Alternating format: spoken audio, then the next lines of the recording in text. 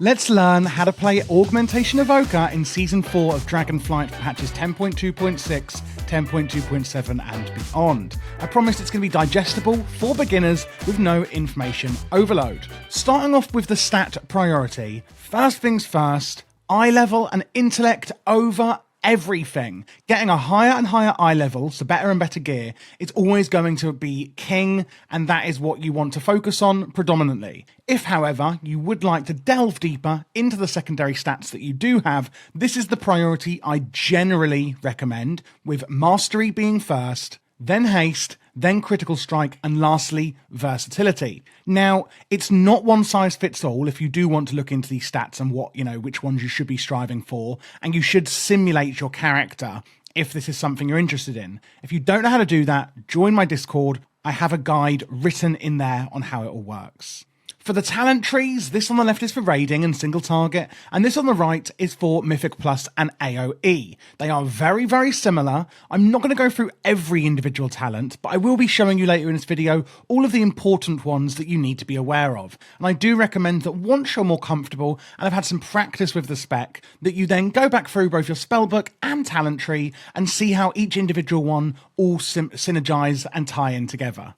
Before we do that though, let's look at some really important cooldowns we have. Starting off, we have Tip the Scales, making our next empowered spell instant cast, and also it will be empowered at its max potential. What are empowered spells then? Well, I'm going to show you one here, and this is Fire Breath. You can see if we hold down the button, it's empowering it over 4 different sections, and then we can release it to empower it at the max power. And basically, Tip the Scales is going to make its instant cast then and immediately cast at the maximum power available to that spell. We then have Fury of the Aspects. This is your Bloodlust or Heroism, depending if you're Horde or Alliance, which is going to massively increase the haste of your party and raid members, similar to what other classes like Shamans, Hunters and Mages have, for example. Then we've got Obsidian Scales. This is a really great cooldown we can use to reduce our damage taken for a short duration. And we've also got some really interesting utility spells.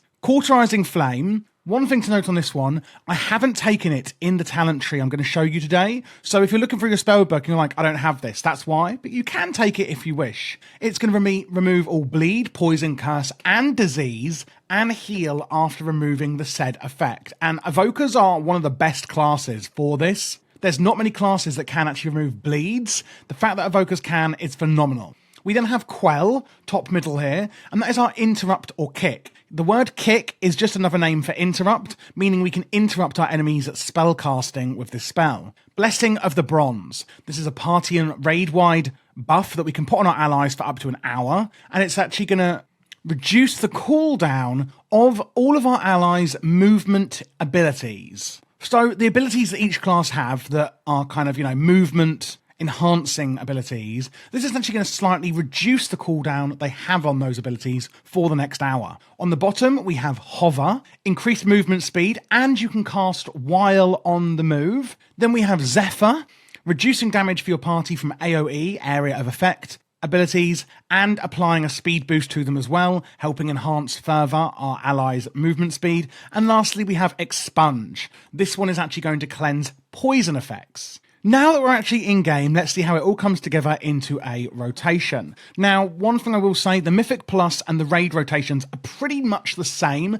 especially for beginners playing Augmentation. There really isn't much overlap. There isn't much change between the two. You can see here we're in the Raid spec, and if we move over to Mythic Plus, you can see there's only really a few abilities actually changing, where we get the Cauterizing Flame one, the one again I mentioned before, so we will take that in Mythic Plus, but not in Raid, and a few other small changes. Starting off looking at the UI, before we get into the rotation, you may see that mine is very different to yours. I have custom built this using an add-on called ElvUI. If you do like my UI, I get a lot of comments on this, and you do actually want it, you can get this through my Patreon, and there is a link down below in the description for that. And of course, that also helps support the channel, should you wish to.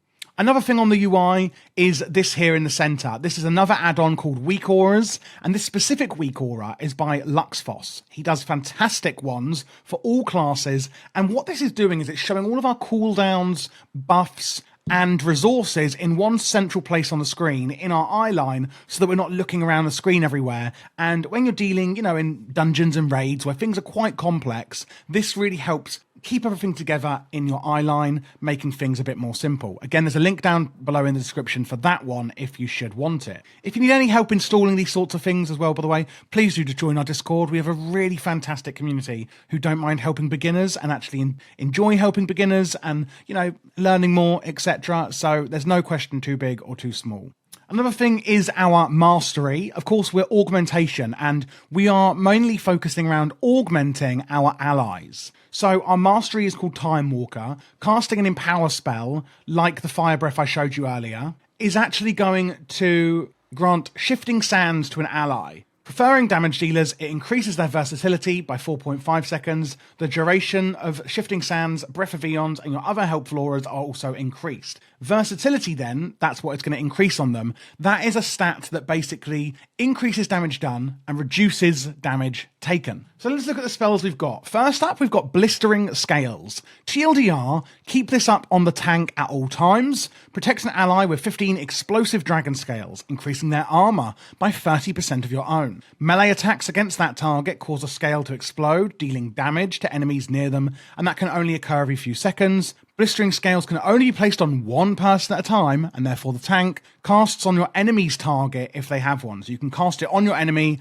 which will then cast it on whoever their target is, which will generally be the tank, but you can just put this straight onto the tank. As you can see here, I've put it on myself. We then have Prescience. Grant an ally the gift of Foresight, increasing their critical strike by 3%, and occasionally copying their damage and healing at 15% power. Affects the nearest ally within 25 yards, preferring damage dealers, if you do not have an ally targeted. So it's on 2 charges. I would, in order of the highest, put this on your best damage dealers. So top DPS, second DPS, etc, etc. In Mythic Plus, apart from you, there's only going to be 2 damage dealers anyway, so put it on those. In raiding, again, go from the best. And we want to keep that up on our damage dealers at all times as well. So from the left to the right, this is our general priority that we're going through here. The next one we have is Ebon Might, and a lot of our rotation is actually going to also revolve around keeping Ebon Might and extending the duration of it up. So this is going to increase our 4 nearest allies' primary stat, so strength, agility, and intellect, depending on the class,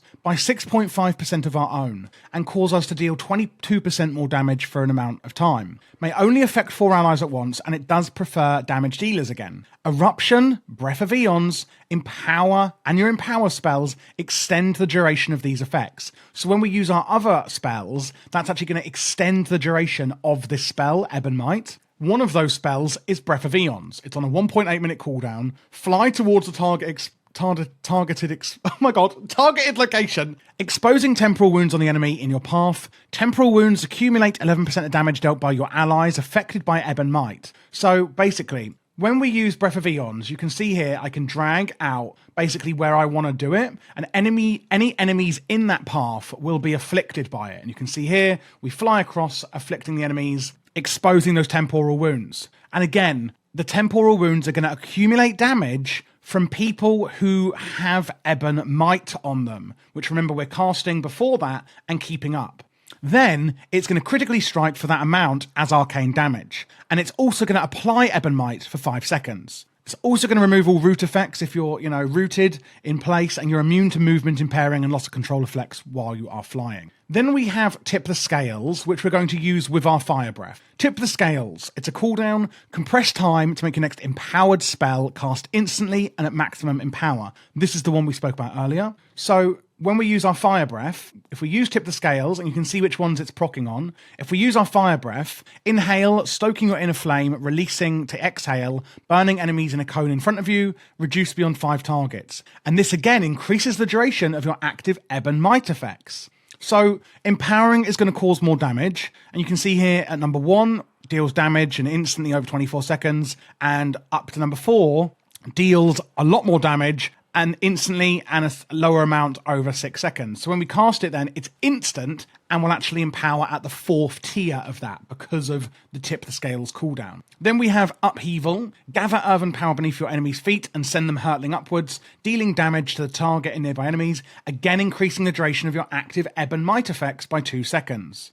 If you need a higher radius, because the higher in power is at higher radiuses, then feel free to do this at number 4. Otherwise, we're only really going to use this at number 1. Say if there's like enemies around you here, we don't actually need to do it at like this big radius. See how big it goes? There's no need. Doing it at number 1 radius is often absolutely fine, especially if you only have one target. The bigger the effect, it's not actually going to increase or the duration of your Ebb and Might, so doing this at just number 1 in power is fine. Whereas we always want to use our Fire Breath at the highest in power. Then we have Eruption. Cause a violent eruption beneath an enemy's feet, causing volcanic damage split between them and nearby enemies, again increasing the duration of your Ebb and Might effects by 1 second. And this is actually going to use our Essence. You can see here we're generating Essence. This is one of our main resources here. 1, 2, 3, 4, 5, 6. So when we use this, it's going to use 2 Essence.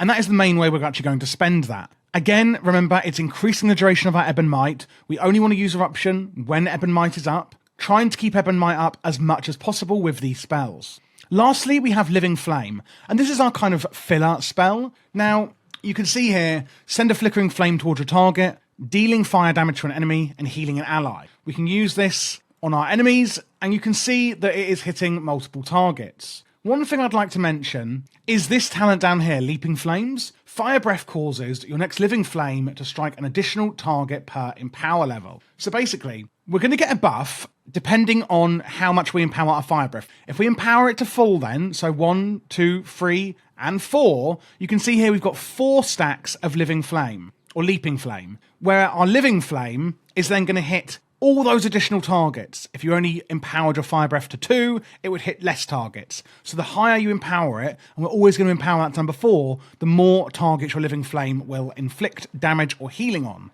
We also have the talent up here, Essence Burst. Your Living Flame has a 20% chance, and your Azure Strike, which we're not really using, has a 15% chance to make your next Eruption cost no Essence and can stack 2 times. Essence Burst, again, can stack 2 times. So if you see your Eruption proc and light up like this, that is actually going to be free, as you can see, and not cost any essence. And that is pretty much it for the main rotation. Especially as a beginner, I think it's best to just try and kind of play around and see how you feel with prescience and keeping up Ebb and Might and things like that. It can get a lot more complex on who you're putting your prescience on and getting it in those windows with Ebb and Might and things like that and rotating it on different players.